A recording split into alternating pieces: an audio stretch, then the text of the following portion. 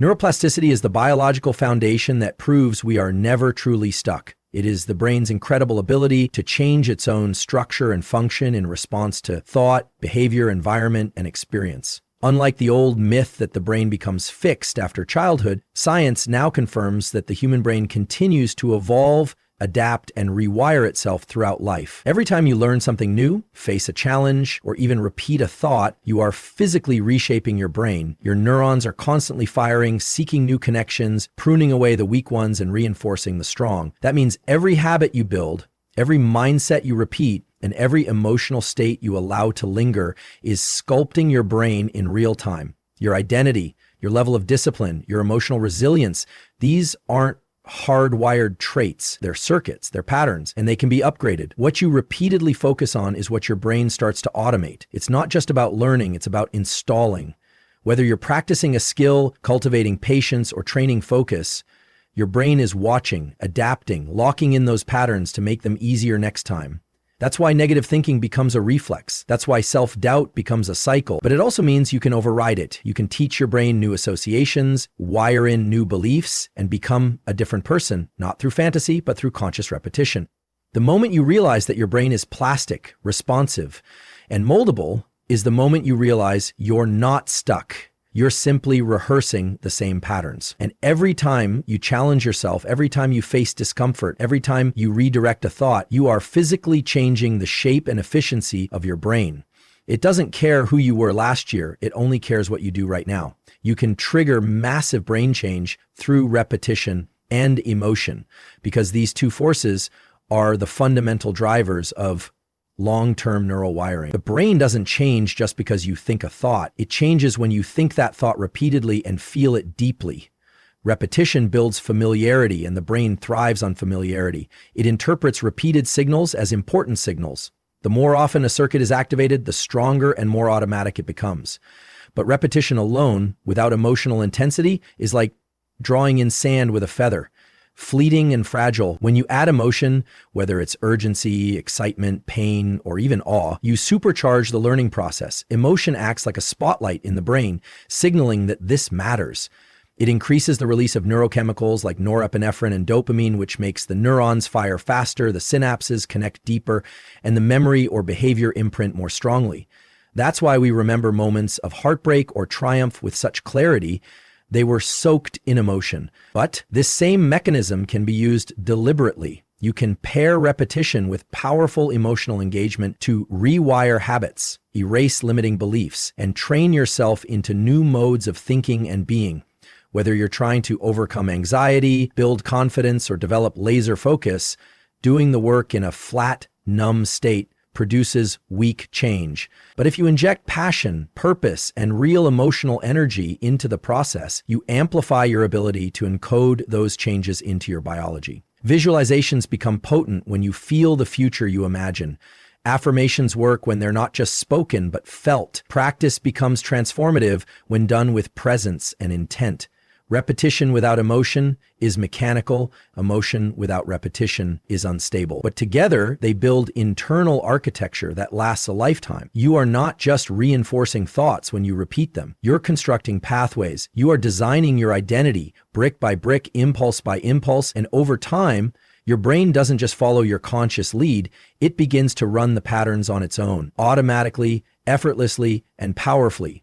Your environment is not passive. It's not just background noise. It is an active force that is constantly shaping your brain, influencing your mood, and directing your focus. Whether you're aware of it or not, the people you spend time with, the sounds around you, the digital inputs you consume, the layout of your space, and even the lighting and colors in your surroundings are triggering neural responses that either support your growth or reinforce your stagnation. The brain is always scanning for signals, for cues, for patterns, and your environment is feeding it those cues every second. If you live in clutter, chaos, and constant distraction, your mind mirrors that. If your phone is filled with negativity, comparison, and outrage, your nervous system will internalize those patterns and your default state will shift toward anxiety and reactivity.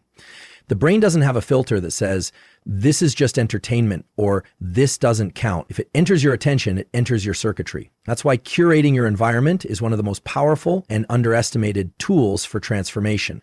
You can either design an environment that reinforces your values and supports your discipline, or you can let your surroundings unconsciously program you into mediocrity.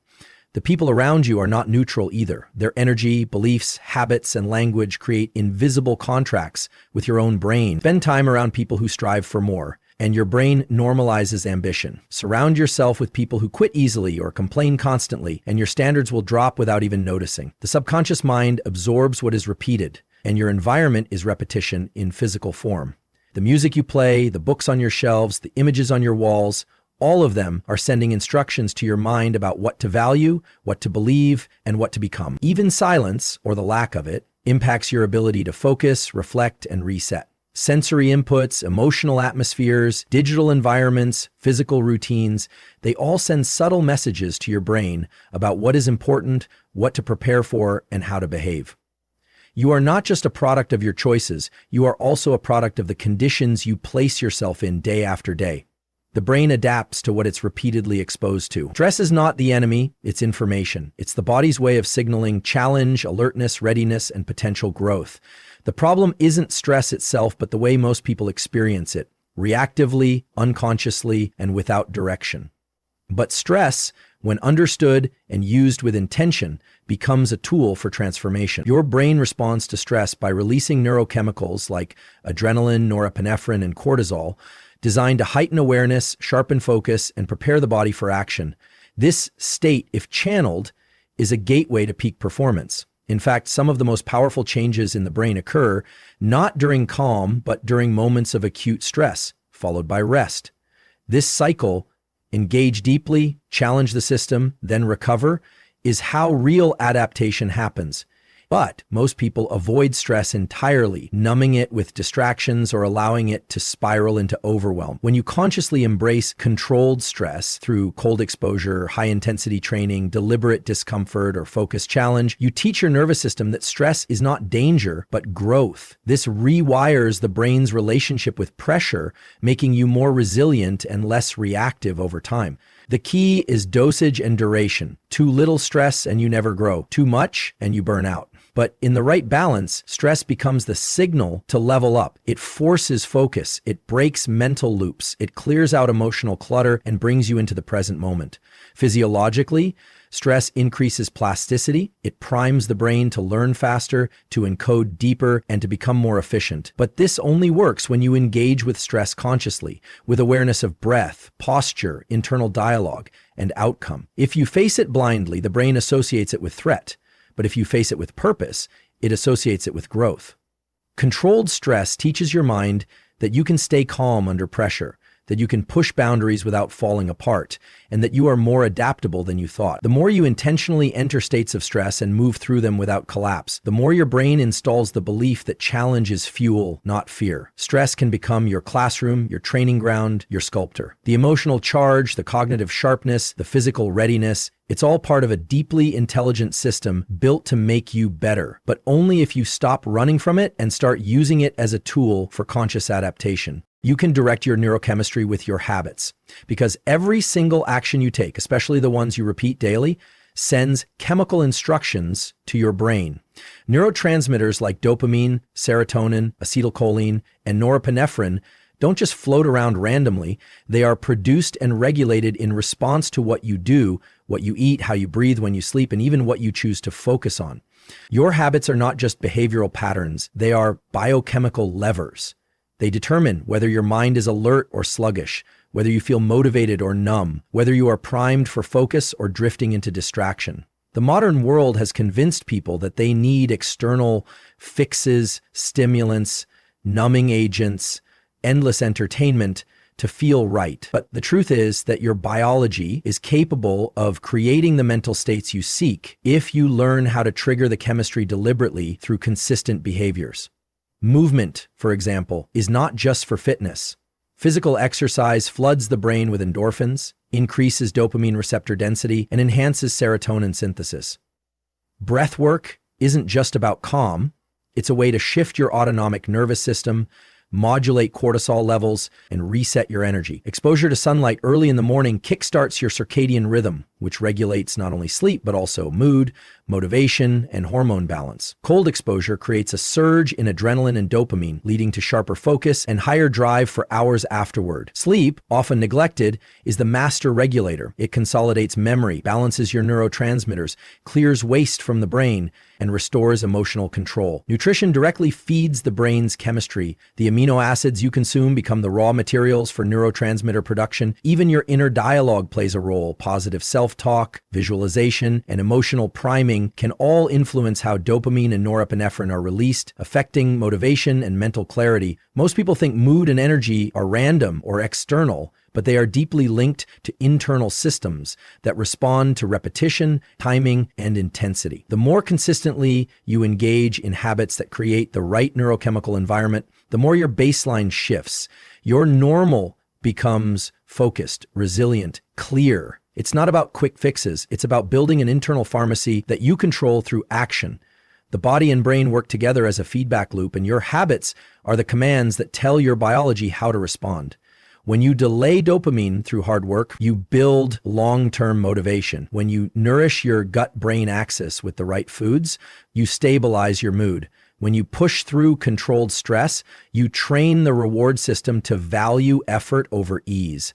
Everything you do is either sharpening or dulling the tools of your mind, and every consistent behavior becomes a signal that rewires your chemical reality. Real transformation begins with where you place your attention, because attention is the gateway to neuroplasticity. It is the signal your brain uses to decide what matters and what should be reinforced, rewired, or removed. Where your attention goes, neural firing follows, and where neurons fire together, repeatedly, they begin to wire together. Most people underestimate how powerful this is. They think attention is passive, something hijacked by external events, notifications, people, or distractions. But attention is a tool, a weapon, and a choice. When you deliberately focus your attention on something, whether it's a goal, a behavior, a vision of your future, you begin shaping your brain in that direction. Attention determines which circuits get activated and strengthened and which ones fade from disuse. If your attention is fragmented, so is your growth. If your attention is reactive, so is your identity. But when you decide with full intention what you will focus on, regardless of noise, emotion, or environment, you reclaim control over the architecture of your mind. Attention fuels awareness, and awareness is the first step to change. You cannot shift what you do not see. Once you direct your attention inward, you begin noticing the patterns that run you, the thoughts that sabotage you, the loops that drain you, the impulses that steal your time. You see the invisible scripts, and in that moment of seeing, you gain the power to interrupt and replace them. Even pain becomes a tool when you place your attention on it with curiosity instead of fear. Growth requires discomfort, and discomfort becomes a guide when your attention stays with it instead of running from it. Focus attention is also how you prime your subconscious. Visualization works not because it's magic, but because it locks your attention on what matters. And the brain, in response, begins filtering reality to match that image. The reticular activating system, the brain's filter, gets programmed by what you consistently focus on. That means your daily attention habits are sculpting the version of the world you experience. If you constantly focus on problems, your brain will amplify obstacles. If you focus on possibilities, your brain will begin to map out paths. The discipline of attention is the foundation for all personal evolution. Without it, no habit sticks, no mindset stabilizes, no transformation lasts. But with it, the smallest change becomes exponential. Repetition plus attention is what builds mastery. Emotion plus attention is what creates memory. Intention plus attention is what creates identity. It's not about what happens around you. It's about what you choose to give your energy to. Most people are pouring their most valuable resource, their focus, into triviality, distraction, and emotional chaos, into only paying attention to the work productive stuff, the stuff that you feel responsible for, and then wondering why they feel stuck or lost. When you start choosing your focus deliberately, consistently, and with awareness, you begin programming your brain to align with your vision, not your past. And so everything changes the moment you realize that your brain is not fixed. It's fluid, adaptable, and constantly responding to the signals you send it through your focus, your habits, your environment, and your emotional energy. You're not waiting for transformation, you're already building it moment by moment, thought by thought, action by action. The difference between staying stuck and stepping into your highest potential isn't luck, talent, or genetics. It's where you direct your attention. It's what you choose to repeat. It's how consciously you engage with stress and how intentionally you shape the spaces and routines around you. Every tool you need is already built into your biology, waiting to be activated through awareness and deliberate action. You are the architect of your mind, and every day is another chance to rewire it with purpose. Your brain will never be the same after this, not because of what you've heard, but because of what you're about to do with it.